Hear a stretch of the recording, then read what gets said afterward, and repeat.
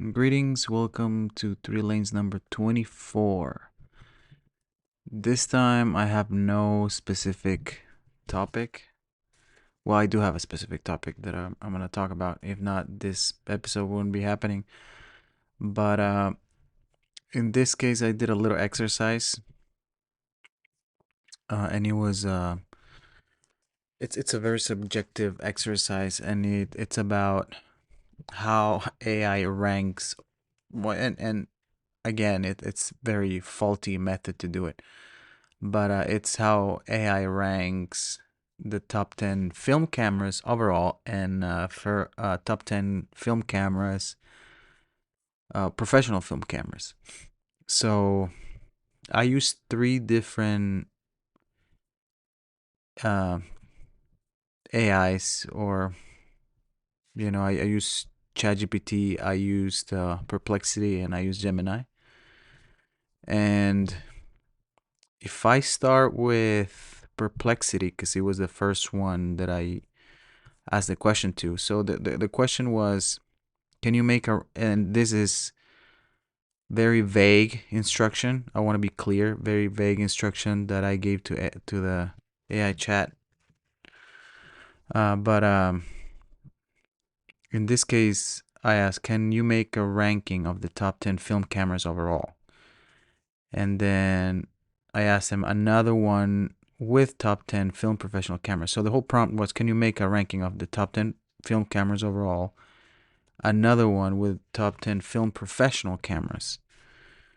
It is, I didn't say anything about mostly used or with better rankings and anything like that, right? So it's a very subjective um, result. And if I start with Perplexity, and Perplexity uses different chat models, or um, yeah, different models, right? So you can use ChatGPT or any other of the language models out there. But technically you can choose, but in this case I didn't. Uh, and I just left the option of best one selected. So Perplexity, you can use Sonar, which is Perplexity's fast model, Claude, which is from Anthropic, GPT 4.1 from OpenAI, Gemini 2.5 Pro, Grok 3 from XAI, and then you can use some reasoning models like Anthropic's OpenAI and Perplexity. But in this case, it was just left as at best. It didn't tell me which one it used. And without further rambling, the top 10 chosen by Perplexity were top 10 overall. The Leica M series, and it says notably M3, M6, and MP. The Hasselblad 500 series. The Rolleiflex TLR, which is a classic twin lens reflex camera. The Nikon F series, and it could be between F, F2, F3, and F100. And it says workhorse 35mm SLR. Yeah, we know that. And next one is Pentax 67, which is a medium format SLR from Pentax. Number 6, Mamiya RZ67. Number 7, Olympus OM1. 8, Contax G2. The Contax G2. I'm not familiar with that one. Contax G2. Well, that one is a rangefinder. It's a interchangeable lens. Yeah, I thought it was a point and shoot. Never mind. It's a rangefinder camera between the 1,500 to 2,000 with accessories, I guess. Let's see. Canon AE1. We know the AE1 because I've done the episode for the AE1 program. And then number 10, the Polaroid SX-70. Let's see. The AE1 program was episode number 4. So you have to go back to 4 to find that out. What I said about that one. But Okay, let's leave that list there. Recap: film top 10 film cameras overall from Perplexity. Leica M series, Hasselblad 500 series, Rolleiflex TLR number 3, 4 Nikon F series, 5 Penta 67, 6 Mamiya RZ 67, 7 Olympus OM1, 8 Contax G2, 9 Canon AE1, 10 Polaroid SX70. It's an instant camera, the SX70, by the way. For ChatGPT, top 10 film cameras overall. Let's see. These are the Pentax K1000, number 1. Number 2, Canon AE1 program. Number 3, Nikon FM2N. Number 4, Olympus OM1. This one repeats as well as the AE1 program. Leica M6, another one that repeats. Contax T2. On the last one, we had the G2. 7 Minolta X-700. On 8, we have Ricoh GR1V. 9 Hasselblad X-Pan. And 10 the Lomography LC-A Plus. All right, so we had a few that repeated, right? We had the Leica, the Nikon, yep, F series with the FM2N on ChatGPT, and the Canon AE1 program. So exactly 3 repeated. Now if we move to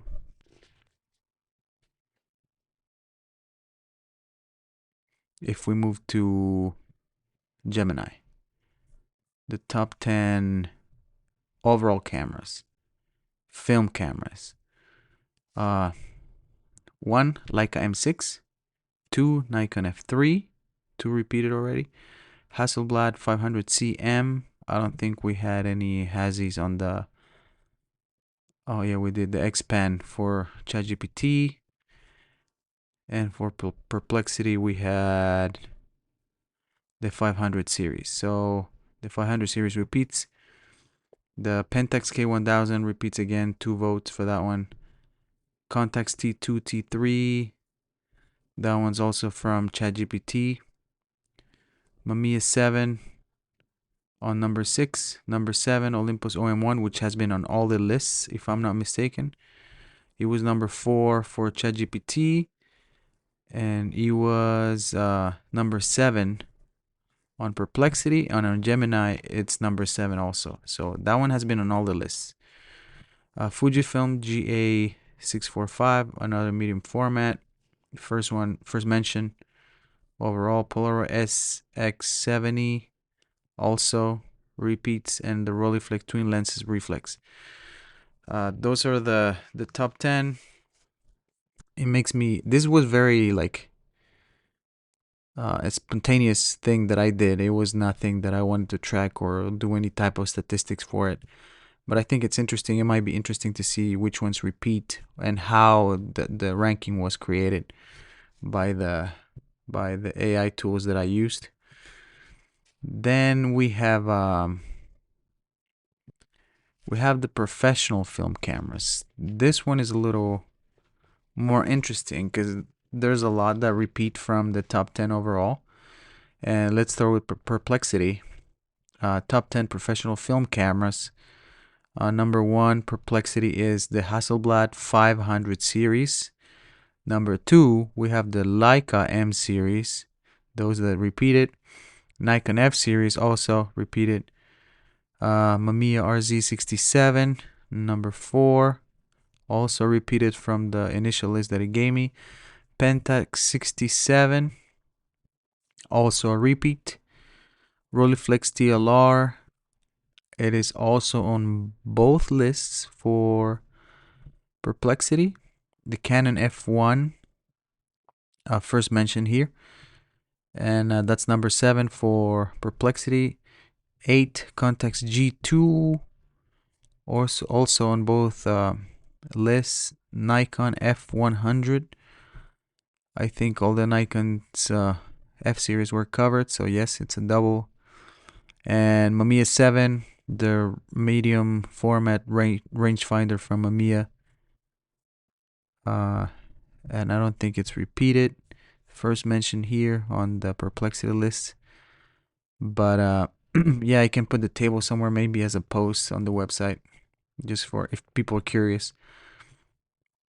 But I just thought it was. I always try to compare how the tools do things, AI tools. But yeah, in this case, we have a top 10 professional film cameras for perplexity. Let's move to the professional cameras from ChatGPT. Number one, I should have started from 10 to 1. Well, it's already done. But number one, Hasselblad 500C. The Perplexity did 500 overall, so 500 series. So that's the winner for both, for ChatGPT and for Perplexity. Leica M6 is number two for ChatGPT as well as for Perplexity. Perplexity only listed M series, but we'll give it to the same one on both. Nikon F3 on number three for ChatGPT. It looks like it's the same list for both so far. The Pentax 672 on number four on ChatGPT. That one's not the same. And we have another change. Mamiya RZ67 Pro 2 on number 5. And 6 Contax 645. 7 Nikon F5. 8 Canon F1. And 9 Rollei 6008 Integral. And finally, the Graflex Speed Graphic. I really have never seen a Graflex camera. But if we do a quick search, it is a an old camera with bellows. You know, like it's one of those that you extend the lens. And how can I describe it better? Let's see. Let's go to Wikipedia. It says, let's see, has a focal plane shutter that the crown graphic and centric graphic models lack. The speed graphic was available, blah, blah, blah. Rear shutter system has a slow process setting. Well, this camera is old. That's all I can tell you. It's initially produced in 1912. And improvements occur in 1947. So that tells you how much that camera, or the age of that camera. But yeah, that's what we have on ChatGPT. Now if we move to the last one, Gemini, which I left it for last because it's the one that gave me like the most obscure list of professional cameras, and I think it's the one that I enjoyed the most. Let's see, top 10 film professional cameras from ChatGPT. I'm sorry, from Gemini. And number one, we have the Nikon F5 dash or slash F6. So either or. Makes me want to try those Nikon F series. Yeah, because it's in all the lists. The second one, and it's this one triggered the conversation, or this list actually. It's and let me tell you a little. I'll tell you more about it at the end. But the Canon EOS-1V. This one is the Canon's last professional grade camera, and it's a 35mm SLR, and it seems to be pretty fast, and it has a accurate autofocus system. So it's kind of like almost combining digital with film, which is very appreciated, and I think it would be an enjoyable experience. But I don't know, right? I've never used it, so I really don't know. But yeah, that's the one that spiked my curiosity of making both lists, and I didn't want to go through because I'm not an expert. I haven't used all these cameras or most of these cameras. If I have used one or two on this list, it's a lot. But yeah, I'm not a. I don't review uh, camera systems. I don't review cameras. So that's not my thing. That's not what I do. I shoot what I like, what I have. I'm not gonna buy a bunch of cameras just to test and make content with it because I don't know. I'm doing this for fun. It's not to monetize or anything like that. But I'm rambling. Let's get back to the list. Number 3, Hasselblad H system. Uh, the H system. What is the difference between the H system and the 500 series? I don't know. But from what I see, it's the shape of the Hasselblad. The shape of the body of the camera is different. Not the usual Hasselblad that you're used to. It's a more. It looks. It doesn't look as old school, right? It looks like an in between of old school Hasselblad and something a little more modern. And from what I found on the Hasselblad website, there's still some H series. I don't know if they're. Um, I don't think they're film. As a matter of fact, I think they're all digital. But yeah, the H series is still alive. So yeah, in case you want to try a digital version of it, it's there. And let's see. Next is the Mamiya number 4, Mamiya RZ67. Number 5 is the Lindhoff Technica. I never seen a Lindhoff camera, so I cannot tell you too much about it. But from another web search, it's another bellows camera. Surprise, surprise. But 6, Sinar large format camera. And from another quick web search, we can find out that this one is another bellows camera. Yes, it's a bellows camera. It's like those cameras that you used to see in. Well, I don't even know if people see them in cartoons anymore. But yeah, it's some of those. Number 7, the Bronica SQ-A. Number 8, the Pentax 67. Number 9, the Leica R8 R9. This is not your typical Leica. This one looks it looks very SLR. It's not the usual Leica bodies that you see out and about or what people gravitate towards. This one's a little different. Finally, the Plobel Machina 67. This one looks like I would like to say almost like a Contax. Correct me if I'm wrong, or like an old school Fuji, those rangefinders. But yeah, this one looks interesting, to say the least. It's like a little pricey, but yeah, it's there. But that's top 10 cameras overall, and top 10 cameras, professional cameras that AI gave us. I think I would like to look more into the Canon EOS 1V, and I'll tell you why. So I was listening to this podcast, which is uh, Analog Talk podcast, and this podcast is all about film photography. And I think it was a few months ago they had this dude, Expire Film Club, on Instagram. His name is Miles, I believe, and he shoots a bunch of sporting events on film, which is really really cool. If you go to his Instagram, you could see a bunch of events that he shoots. I think he also shoots concerts and stuff, but not as much. It's mostly sporting events. But man, his shots are really good.